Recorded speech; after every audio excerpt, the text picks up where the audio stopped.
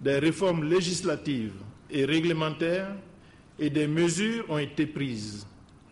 Toutes visent le même but, aider la presse nationale à mieux se développer et à mieux assumer son rôle et ses responsabilités sociales.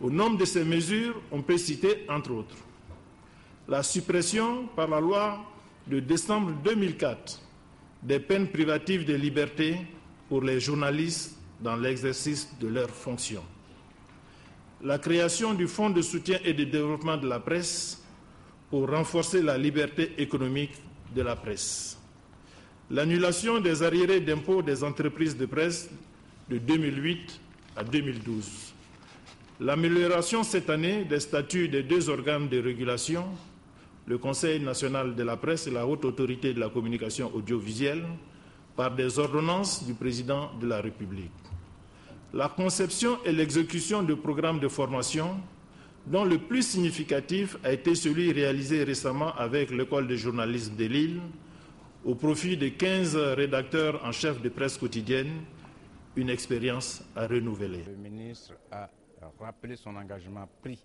lors de l'installation du comité scientifique que les recommandations issues des États généraux ne seront pas lettres mortes.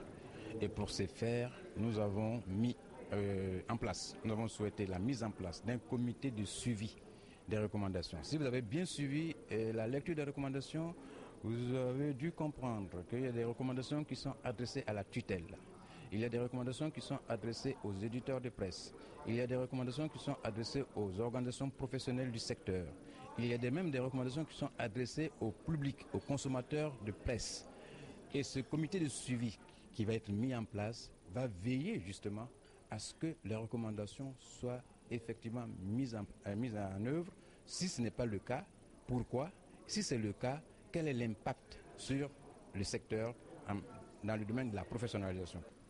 Les rapports qui m'ont été faits témoignent de discussions passionnées, mais ne visant qu'un seul objectif, celui de faire adopter des mesures et recommandations qui contribueraient à améliorer les conditions d'exercice de votre profession.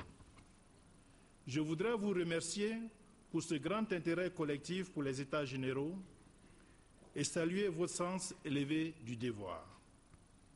De par cette mobilisation, vous m'encouragez à défendre avec le même acharnement les recommandations de votre rapport final.